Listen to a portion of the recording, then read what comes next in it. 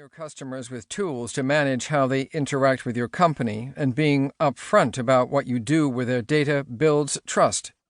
It signals to customers that you're respectful of their wishes and will be thoughtful stewards of their data. Offer an easy-to-navigate privacy dashboard, promote and link to it, and allow customers to download or erase their data. Make it a two-way street. Even though the direct exchange mechanism between consumers and providers has broken down to some extent, trusted companies offer clear value to their customers in exchange for their data. Businesses like Spotify and Pinterest curate recommendations as they observe user behavior, giving consumers clear benefits for taking the time to listen to or like content. The more value a company provides, and the more consistently it provides it, the more it will be trusted. Trust has evolved from a rational evaluation of a business's trustworthiness to a more emotional evaluation, rather like brand perception. Go beyond the legally required minimum. Data-driven technology firms abused consumer trust through their cavalier attitudes to privacy in the first years of the 2000s and into the early 2010s.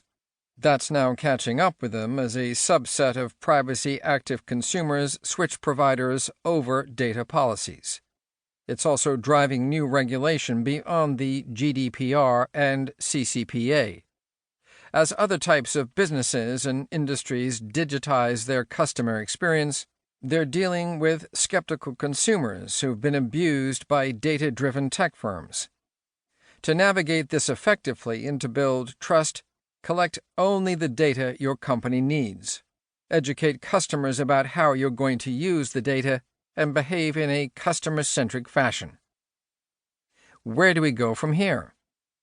Regulation will remain in place and, if anything, become stricter. The hands-off approach to regulation of early Internet businesses has given way to a realization that consumer protections are needed. For businesses coping with regulation, the typical approach is to meet the demands of the strictest jurisdiction and make that the global standard for the company. There's little interest in maintaining one digital product for California, another for the rest of the United States, yet another for the European Union, and so on. Business appetite for customer data will continue to grow. Access to data will increase competitive advantage as businesses with data can offer valuable, tailored, personal experiences to their customers. In retrospect, offering targeted advertising was easy because it used data that wasn't particularly sensitive. What comes next will be harder. Healthcare applications that are based on medical records and DNA. Wellness products that ask for a customer's mental health history, or financial products that rely on full disclosures of spending histories will all require access to much more sensitive data sets. Companies that have proved themselves to be trustworthy will do better here.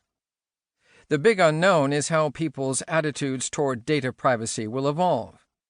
But for business decision-making, it's safest to assume that customer skepticism will grow. Businesses need to take action today to remain on the right side of emerging customer expectations. The chapters in this volume will help you think critically about the steps your organization needs to take to collect, store, and use customer data in a way that builds trust and your business. Insights you need from Harvard Business Review. Customer Data plus Privacy. 1.